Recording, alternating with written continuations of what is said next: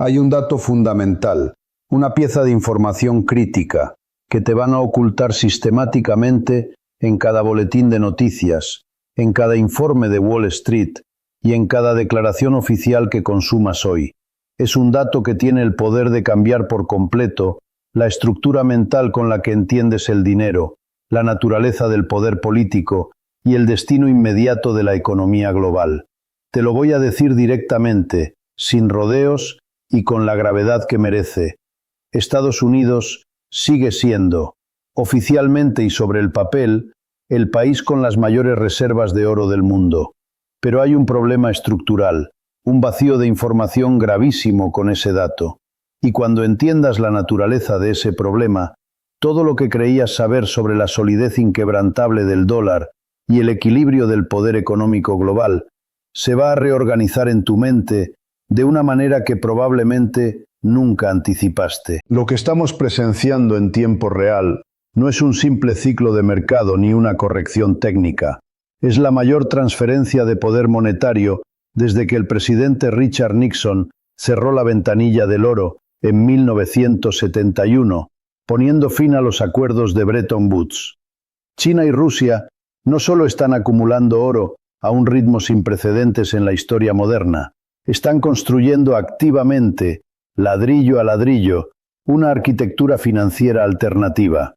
Una arquitectura diseñada específicamente para funcionar fuera del alcance del dólar y que amenaza con hacer obsoleto el sistema que ha mantenido la hegemonía estadounidense durante los últimos 80 años. En los próximos minutos no vamos a quedarnos en la superficie. Vamos a desmantelar la narrativa oficial paso a paso, dato por dato. Vamos a mirar lo que realmente está pasando en las bóvedas oscuras y herméticas de los bancos centrales. Y por qué tu futuro financiero personal, el valor de tu jubilación y tu capacidad de consumo dependen enteramente de entender esta transición histórica antes de que se complete. Antes de continuar profundizando en esta anatomía del colapso, si este tipo de análisis estructural te aporta valor y quieres entender la economía sin los filtros corporativos habituales que solo buscan mantener el statu quo, te invito a que te suscribas al canal y actives la campanita. Así no te perderás la continuación de este análisis. Y créeme, lo que viene en las siguientes secciones sobre la deuda y los escenarios futuros es aún más crítico y revelador. Empecemos analizando el pilar central, la piedra angular de la confianza en el sistema estadounidense, el oro. Si revisas los informes oficiales del Fondo Monetario Internacional o las estadísticas mensuales del Consejo Mundial del Oro, verás una cifra que se ha mantenido inamovible durante décadas. Estados Unidos posee oficialmente 8.133 toneladas de oro. Para ponerlo en perspectiva, Alemania, la potencia económica de Europa, se encuentra en un distante segundo lugar con 3.350 toneladas. El propio Fondo Monetario Internacional posee 2.814.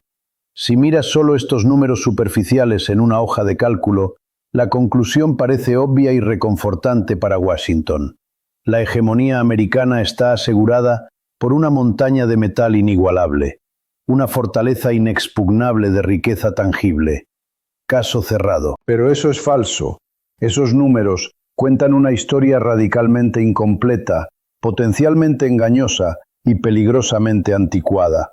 Hablemos de Fort Knox, el legendario depósito de lingotes de Estados Unidos, situado junto a una base militar en Kentucky, una fortaleza que ha sido inmortalizada en películas y cultura popular como el símbolo definitivo de la seguridad y la riqueza. Supuestamente, este lugar alberga más de 4.000 toneladas de oro, lo que representa aproximadamente la mitad de la riqueza áurea de la nación, con el resto distribuido en West Point y la Reserva Federal de Nueva York. Aquí está el dato que debería preocuparte profundamente si confías tus ahorros a la estabilidad del sistema actual. La última auditoría completa, física, independiente y verificable de Fort Knox se realizó en 1953. Déjame repetirlo para que la gravedad del asunto se asiente realmente en tu conciencia. 1953. hace más de 70 años. Eisenhower acababa de convertirse en presidente. La televisión a color apenas comenzaba. El mundo era un lugar completamente diferente. Han pasado más de 7 décadas desde que alguien, ajeno a la burocracia interna y secreta del Departamento del Tesoro, ha entrado en esas bóvedas para verificar de manera exhaustiva, pesando, ensayando y taladrando las barras para comprobar su pureza, si todo ese oro sigue realmente ahí. Es cierto, y los defensores del sistema te dirán, que en 1974 hubo una visita de un grupo de congresistas y miembros de la prensa. Pero analicemos ese evento. Esa visita duró apenas 2 horas. Se permitió a los visitantes mirar a través de una ventana en una puerta de bóveda y ver una pila de oro. A un congresista se le permitió levantar una barra. No hubo balanzas de precisión, no hubo ensayos químicos, no hubo conteo de inventario, no fue una auditoría forense, fue un paseo escenificado, una oportunidad para la foto diseñada para calmar los rumores públicos que circulaban en ese entonces sobre que el oro había sido vendido para manipular el precio en Londres. Más recientemente, en 2017, el entonces secretario del Tesoro Steven Mnuchin realizó una visita muy publicitada a las instalaciones. Salió y tuiteó alegremente que el oro estaba seguro. Pero cuando se le preguntó posteriormente bajo juramento y con rigor técnico sobre los procedimientos de verificación, tuvo que admitir que su auditoría consistió en que el personal del ejército cortó el precinto de una sola bóveda. Él miró adentro, vio el oro y volvieron a cerrar. Admitió que la última vez que se contó el oro con protocolos de auditoría reales fue efectivamente en los años 50. ¿Por qué importa esto hoy? ¿Por qué debería importarte a ti, ciudadano de a pie en el siglo XXI? Porque la confianza es la única moneda real en un sistema fiduciario, y figuras de alto perfil, desde el senador libertario Rand Paul hasta líderes empresariales influyentes como Elon Musk, están empezando a cuestionar públicamente la transparencia de las reservas estadounidenses. No lo hacen por curiosidad histórica o afición numismática. Lo hacen porque entienden que si el respaldo del dólar es una ilusión, todo el edificio financiero global se tambalea. No estoy sugiriendo necesariamente que la bóveda esté vacía y llena de telarañas. Eso sería especular sin pruebas. Podría estar llena, podría estar a la mitad, o, lo que es más probable y técnicamente complejo, ese oro podría estar allí físicamente, pero haber sido rehipotecado, prestado o comprometido a través de swaps financieros con otros bancos centrales o bancos de lingotes. En el mundo de las finanzas modernas, es posible tener el activo físico en tu sótano, pero haber vendido los derechos sobre él a 3 personas diferentes. Lo que estoy señalando es un hecho irrefutable y preocupante. Un sistema financiero que pide al mundo entero que confíe ciegamente en él, que use su moneda como reserva de valor y medio de cambio, se niega sistemáticamente a demostrar que sus activos de respaldo existen en las cantidades, purezas y, sobre todo, en la condición legal de libre de cargas que reportan. En cualquier empresa privada que cotice en bolsa, esta falta de transparencia habría resultado en una intervención judicial y el arresto de sus directivos hace décadas. Pero en el mundo de la hegemonía monetaria, el silencio y la opacidad son la norma aceptada. Mientras Estados Unidos mantiene sus reservas estáticas, sin auditar, cubiertas de polvo y en la oscuridad, al otro lado del mundo está ocurriendo exactamente lo contrario. China y Rusia han estado acumulando oro de manera agresiva, constante, estratégica y hasta cierto punto transparente en su intención, sino en sus cifras totales. Y aquí es donde la trama se complica y nos lleva al verdadero punto de quiebre. El momento en que la historia cambió de rumbo no fue en una reunión económica en Davos, ni en una cumbre del G7. Ocurrió en el terreno de un conflicto geopolítico. Ocurrió en febrero de 2022, cuando Estados Unidos y sus aliados europeos tomaron la decisión sin precedentes, la opción nuclear, financiera, de congelar $300.000 millones de las reservas del Banco Central de la Federación Rusa. Quiero que te detengas un momento y entiendas la magnitud sísmica de este evento. Rusia había acumulado esa riqueza vendiendo petróleo y gas durante décadas. Era dinero legítimo, según las leyes del comercio internacional. Estaba invertido en bonos del Tesoro estadounidense y en euros, considerados los activos más seguros y libres de riesgo del mundo. Y de un plumazo, un viernes por la tarde, ese dinero desapareció. Fue confiscado digitalmente. Ese fue el día en que el dólar murió como moneda neutral de comercio y reserva. Ese fue el día en que el dólar se convirtió explícitamente y ante los ojos de todo el mundo en un arma de guerra política. Piénsalo desde la perspectiva de un ministro de Finanzas o un gobernador de Banco Central en la India, en Brasil, en Arabia Saudita, en Sudáfrica o en Indonesia. Países que no son enemigos declarados de Estados Unidos, pero que tienen sus propios intereses y que no siempre quieren seguir las órdenes de Washington. Países que quieren mantener su soberanía. El mensaje que recibieron desde el Departamento del Tesoro de Estados Unidos fue brutalmente claro. Tus reservas en dólares no son realmente tuyas. Son tuyas solo si nos gusta tu política exterior. Son tuyas solo mientras no invadas a un vecino que nosotros apoyamos. Son tuyas solo mientras te comportes. Es un sistema de libertad condicional financiera. El oro, por contraste, posee una cualidad que el dólar ha perdido. Es un activo externo. No es el pasivo de nadie. No puede ser congelado remotamente. No tiene un código digital que se pueda bloquear desde un ordenador en Nueva York o Washington.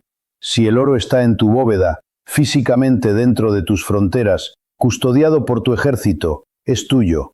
No tiene riesgo de contraparte. No depende de la solvencia de otro país ni de su buena voluntad política. Es riqueza soberana en su forma más pura. Como bien han señalado economistas estratégicos en Moscú y Beijing, y como ha advertido el analista de Credit Suisse, Zoltán Pozsar, para el bloque de los BRICS y para el sur global, el oro ha dejado de ser una simple inversión o una cobertura contra la inflación del IPC. El oro se ha transformado. Se ha convertido en la herramienta definitiva de seguridad nacional. Es la única forma de protegerse contra el riesgo de sanciones y contra la creciente falta de confiabilidad de los socios occidentales que han demostrado estar dispuestos a usar el sistema monetario como un garrote. Esto no es una teoría conspirativa de foros de Internet. Está reflejado en los datos duros y fríos. El Consejo Mundial del Oro, la autoridad máxima en este mercado, confirma que los bancos centrales han comprado más de 1.000 toneladas de oro cada año durante 3 años consecutivos, entre 2022 y 2024.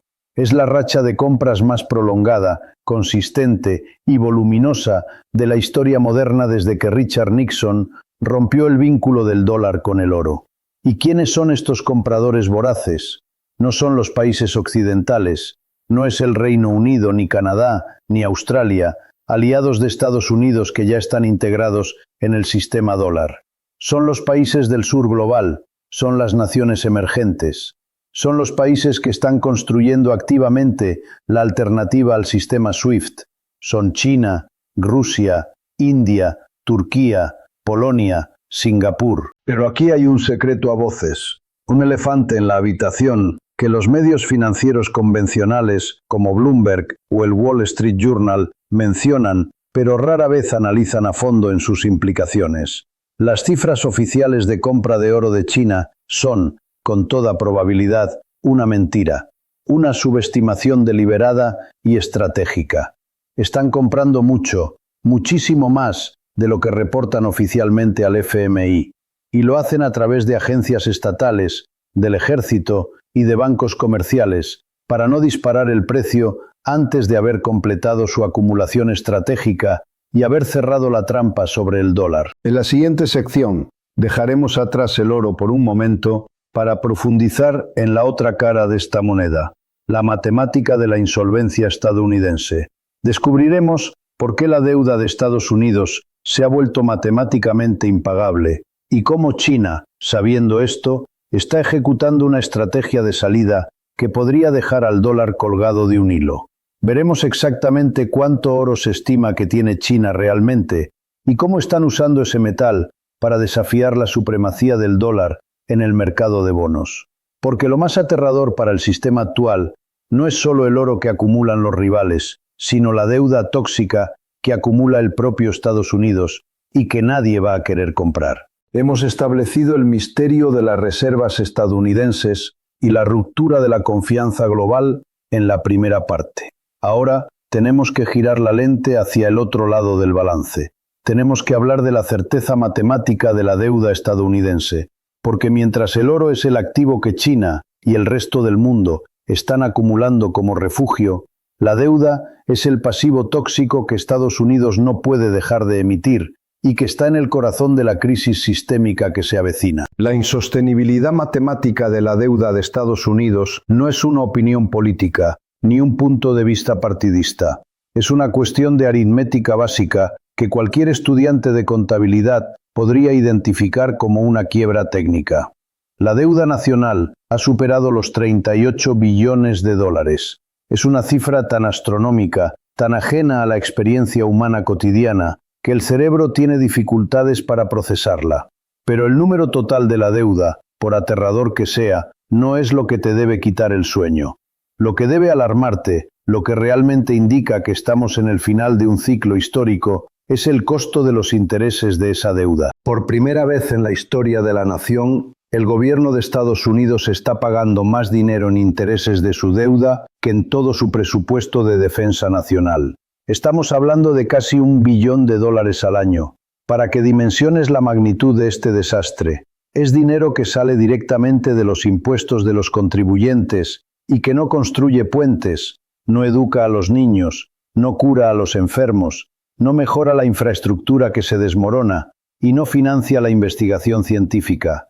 Es dinero que simplemente se quema, se evapora en el éter financiero, únicamente para pagar a los acreedores y mantener a flote el sistema de crédito un día más. El servicio de la deuda se ha convertido en el tercer mayor gasto del presupuesto federal, solo por detrás de la Seguridad Social y Medicare. Y las proyecciones de la Oficina de Presupuesto del Congreso, que suelen ser optimistas, indican que este costo podría duplicarse para el año 2035.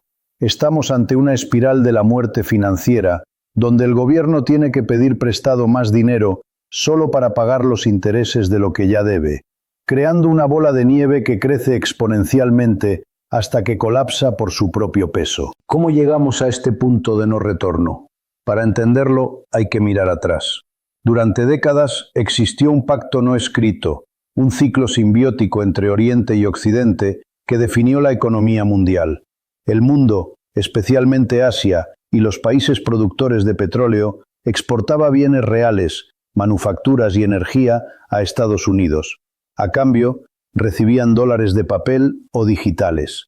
Y para que esos dólares no perdieran valor y para mantener sus propias monedas competitivas, reciclaban esos dólares comprando bonos del Tesoro de Estados Unidos. Esto permitía a Washington gastar sin límites, permitía a los estadounidenses consumir más de lo que producían, permitía financiar guerras interminables en Medio Oriente y programas sociales expansivos sin la necesidad impopular de subir los impuestos.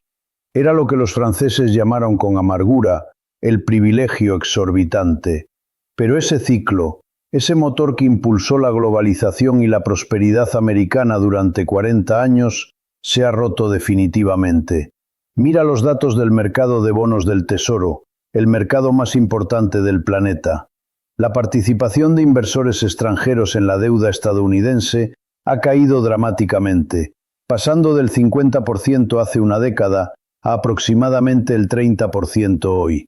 Los compradores tradicionales, los que financiaban el estilo de vida americano, se están retirando silenciosamente del mercado. China, en particular, ha reducido sus tenencias de deuda estadounidense en más de un 45% desde su punto máximo en 2013.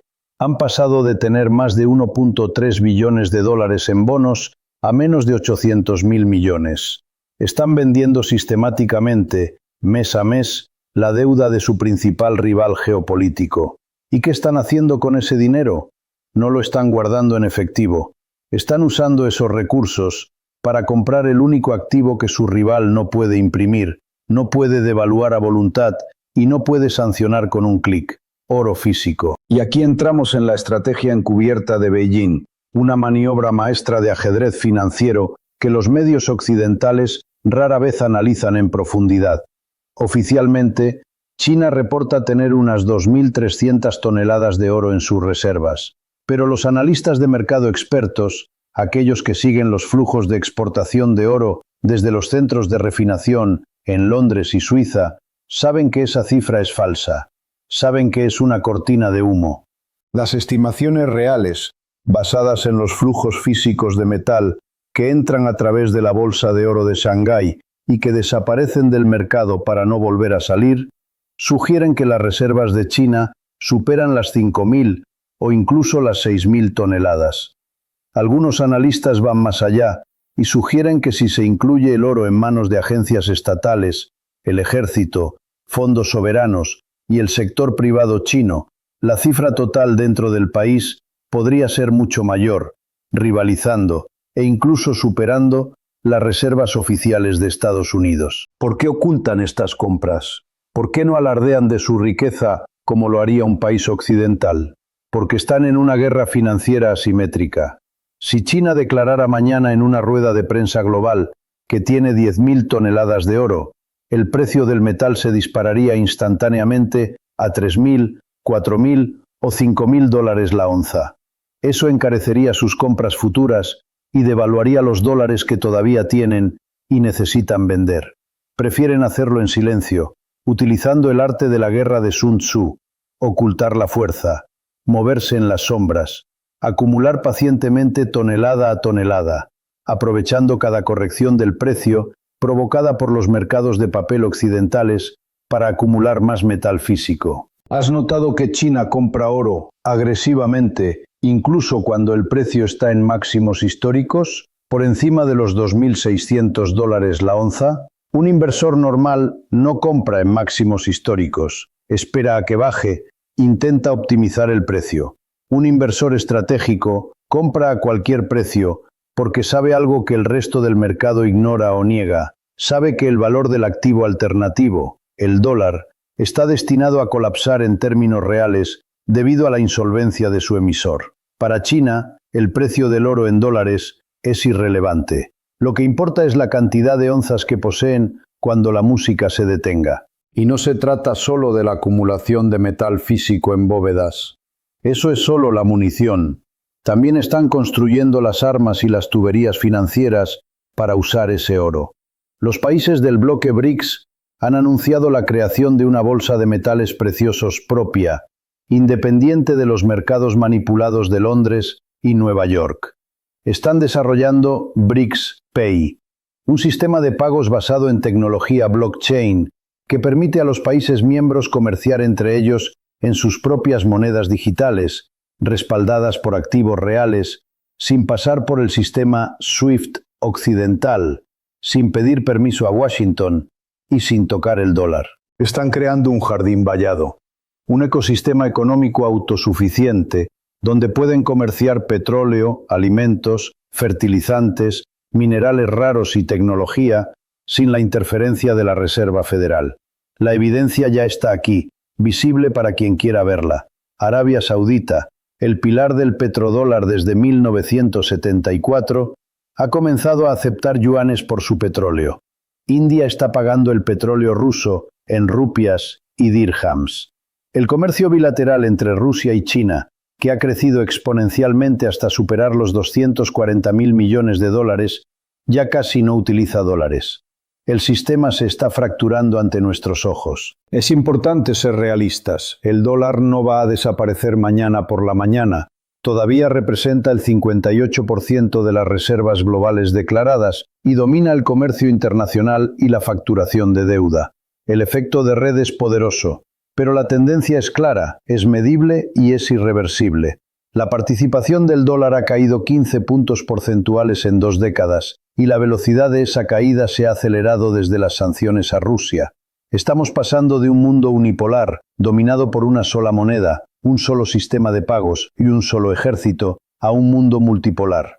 Y en este nuevo mundo fragmentado, la frase plena fe y crédito del gobierno de Estados Unidos ya no es suficiente garantía para los acreedores globales.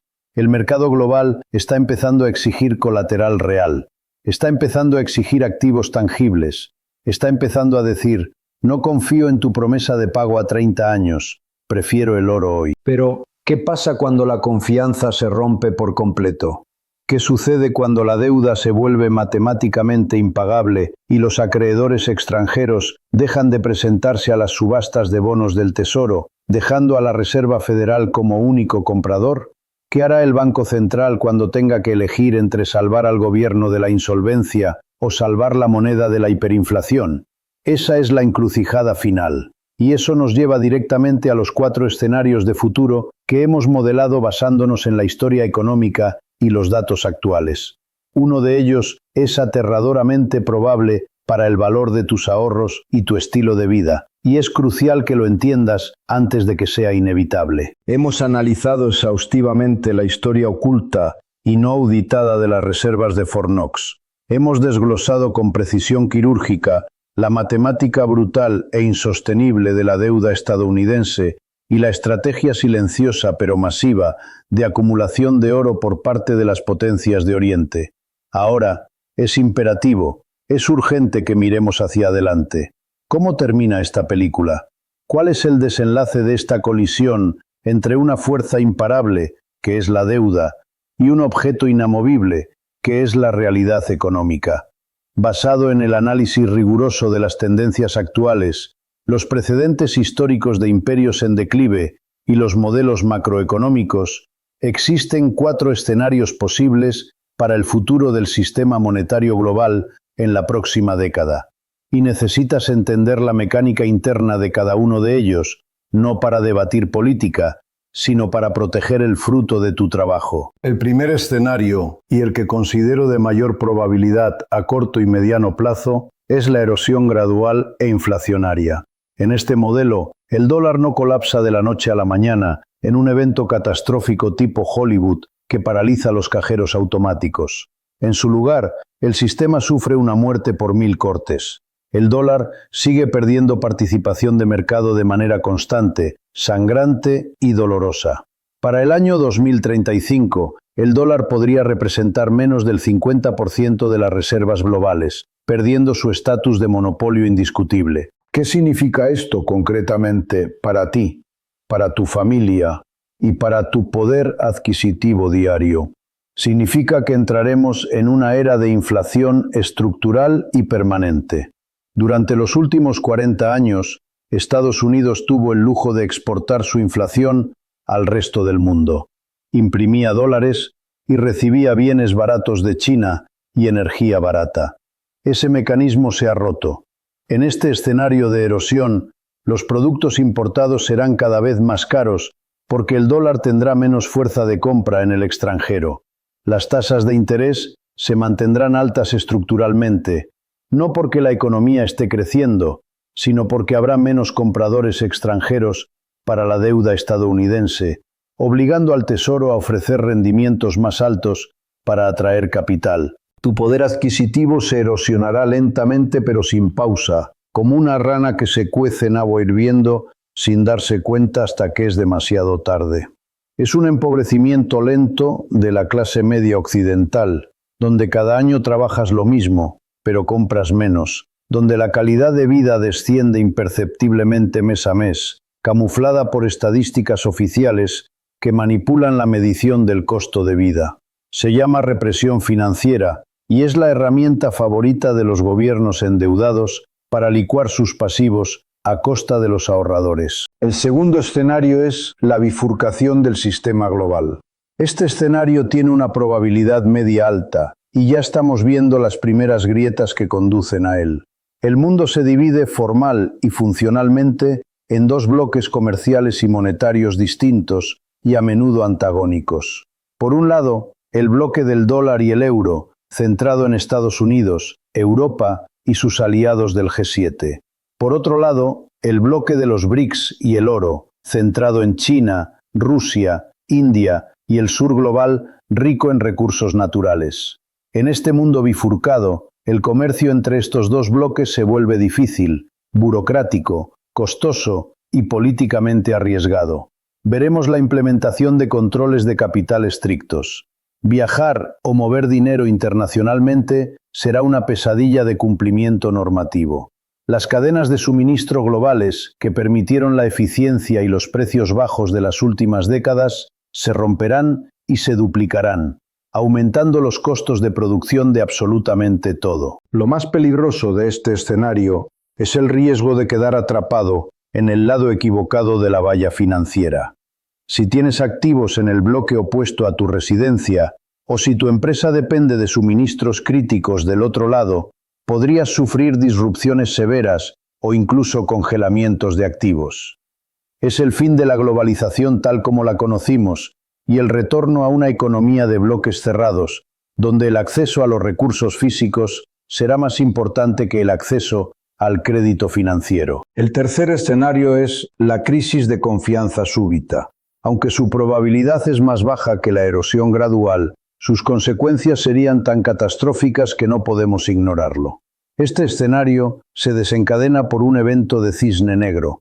Podría ser un conflicto geopolítico mayor que cierre el estrecho de Hormuz, o más probablemente, una subasta de deuda del Tesoro de Estados Unidos que fracase estrepitosamente. Imagina un martes por la mañana donde el Tesoro intenta vender 100.000 millones en bonos para pagar la seguridad social, y nadie, ni China, ni Japón, ni los bancos, se presenta a comprar. Esto provocaría una venta de pánico de bonos estadounidenses a nivel mundial. El valor de los bonos se desplomaría, lo que significa que las tasas de interés se dispararían verticalmente en cuestión de horas. Para evitar la quiebra inmediata del gobierno y el colapso del sistema bancario que sostiene esos bonos como capital, la Reserva Federal se vería obligada a intervenir con una fuerza bruta, comprando toda la deuda que nadie quiere e imprimiendo trillones de dólares en cuestión de días. Esto es lo que técnicamente llamamos monetización total de la deuda. La consecuencia inmediata sería una pérdida de fe instantánea en la moneda. Veríamos una hiperinflación en Estados Unidos y en las economías totalmente dolarizadas. El precio del oro se iría a la estratosfera, no porque el oro valga más, sino porque el denominador, el dinero fiduciario, pasaría a valer prácticamente cero en términos reales. Es el reseteo desordenado y violento del sistema, donde la riqueza financiera de papel se evapora y solo la riqueza tangible sobrevive. Finalmente, el cuarto escenario es la reforma y el reequilibrio. Este es el escenario optimista y, lamentablemente, el menos probable de todos según la historia económica. En este futuro hipotético, Washington reconoce la insostenibilidad matemática de su camino actual. La clase política, en un acto de responsabilidad sin precedentes, decide recortar drásticamente el gasto público, reformar los programas de entitlements, auditar sus reservas de oro de manera transparente ante el mundo y restaurar la confianza global mediante una disciplina fiscal férrea y un retorno a tasas de interés reales positivas. Históricamente, los imperios en declive rara vez eligen la austeridad voluntaria.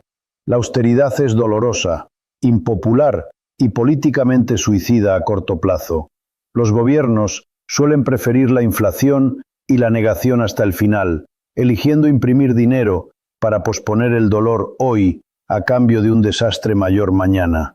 Por tanto, aunque este escenario es teóricamente posible, sería extremadamente imprudente basar nuestra estrategia de vida y protección patrimonial en la esperanza de que los políticos repentinamente se vuelvan fiscalmente responsables.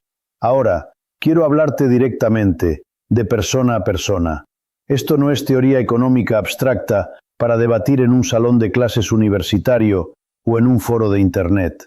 Esto afecta directamente el valor de las horas que trabajas cada día, el futuro de tu jubilación y el poder de compra de los ahorros que has acumulado con tanto esfuerzo durante toda tu vida. Durante décadas, el sistema educativo, los medios financieros convencionales y los asesores de inversión tradicionales nos han repetido un mantra, que el oro era una reliquia bárbara, un activo improductivo del pasado. Nos dijeron que el papel moneda, el dinero fiduciario gestionado por tecnócratas brillantes en los bancos centrales, era un sistema superior, moderno y estable. Nos dijeron que la deuda no importaba, siempre que nos debiéramos el dinero a nosotros mismos. Pero observa la hipocresía monumental de esta narrativa. Mientras te decían eso a ti, para que mantuvieras tu dinero en el banco, ganando intereses por debajo de la inflación, los propios bancos centrales, los arquitectos del sistema, estaban comprando oro en secreto, repatriando sus lingotes desde el extranjero y acumulándolo en sus bóvedas nacionales. Han estado haciendo exactamente lo contrario de lo que recomiendan al público. La lección es clara y no admite discusión. Haz lo que hacen los bancos centrales, no lo que dicen sus portavoces en las ruedas de prensa.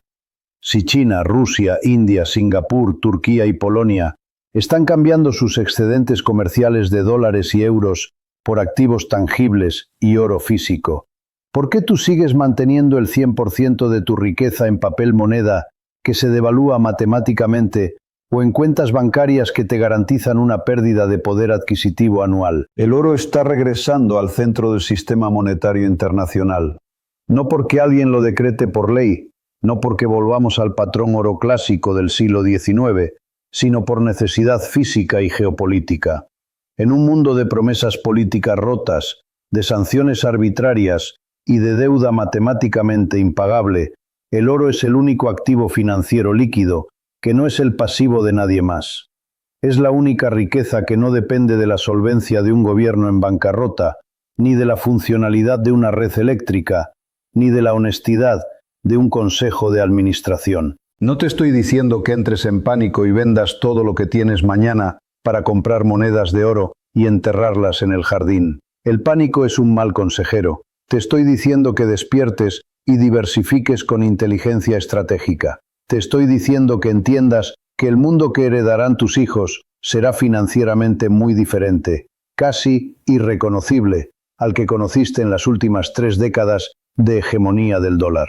Será un mundo donde los activos reales, las cosas tangibles que no se pueden imprimir, valdrán mucho más que las promesas financieras y los derivados de papel. Será un mundo donde la posesión física de la riqueza importará más que el valor nominal en una pantalla digital. El conocimiento por sí solo no cambia nada. Puedes ver 1000 horas de vídeos y leer 100 libros, pero si no actúas, serás tan vulnerable como el que no sabe nada. El conocimiento puesto en acción es lo que cambia tu destino. Tienes la información, tienes los datos, has visto detrás de la cortina de Fort Knox y de la deuda impagable. Ahora tienes la responsabilidad de actuar. ¿Cuál es el único compromiso concreto que vas a hacer hoy mismo para proteger tu patrimonio de este cambio de ciclo histórico? ¿Vas a investigar sobre cómo adquirir activos tangibles de manera segura? ¿Vas a reducir tu exposición a la deuda variable que podría asfixiarte si las tasas suben? ¿Vas a educarte sobre la historia del dinero para no repetir los errores del pasado? ¿Vas a buscar formas de generar ingresos que no dependan de un salario fijo que la inflación devorará? Compártelo en los comentarios. Escribirlo es el primer paso psicológico para hacerlo real y comprometerte contigo mismo. Si este análisis profundo te ha abierto los ojos a una realidad que los medios masivos ignoran deliberadamente, demuéstralo con un like. Para no perderte la continuación de esta serie documental sobre el nuevo orden económico y cómo navegarlo con éxito, suscríbete al canal. Es más que suscribirse a un canal de YouTube, es unirse a una comunidad de pensamiento crítico que busca la verdad financiera en un mar de ruido y propaganda. Piensa en una persona, un amigo cercano, un padre, un hijo, que necesite proteger sus ahorros de la inflación estructural que viene y que todavía vive bajo la ilusión de que todo seguirá igual. Comparte este vídeo con ellos. Podrías estar haciéndoles el favor financiero más importante de sus vidas al darles la oportunidad de prepararse antes de que sea obvio para todos. Recuerden siempre, en la economía del imperio, cuando las placas tectónicas de la historia se mueven, la ignorancia no es una excusa, es el impuesto más caro que puedes pagar. Nos vemos en el próximo análisis, donde seguiremos conectando los puntos que otros tienen miedo de unir.